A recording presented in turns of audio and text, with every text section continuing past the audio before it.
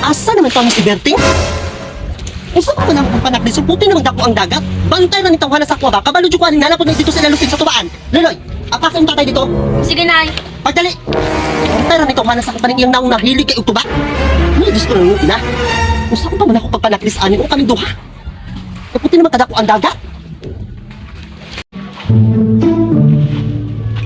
Tay, naroon day ka diri atay. Ganina lang sige pangita si nanay sa imong haba. Sige nagyaw-yaw dito ah. Kahit pag kunin pukot pa, urado kayo mo.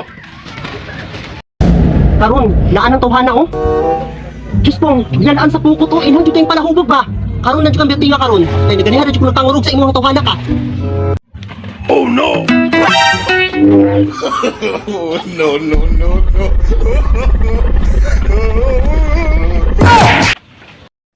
Oh, nana ka Berting, hasta naman dugaya. Atong sabot, manmanganta, manaklista, usa ng orasa. Ang tubig ko tinidakwa, unsa pa man atong pagpanaklis ron. Kani mo nang magiting nga palahubog kay ngaw nga ban na. Lamiad jud mo kanon laspagan. Akala na nagpasangil! Nangatarunga pa jud ka tawhana ka, napakabustak-bustak dira. Kabalo ko nimo. Dai diri. Nagpasangil! Wala lain mga himo ni mo! Sa Berting, mga tarunga pa dyan baba ni mo Berting no? Oh, mabay ka ng isula, hasta ng bahuag, tumayin baba! Ay, ito na tay. Agay Berting! Nay, ayaw po sige gyaw-yaw. Lupit pa may lubot sapatos. Sige putak-putak.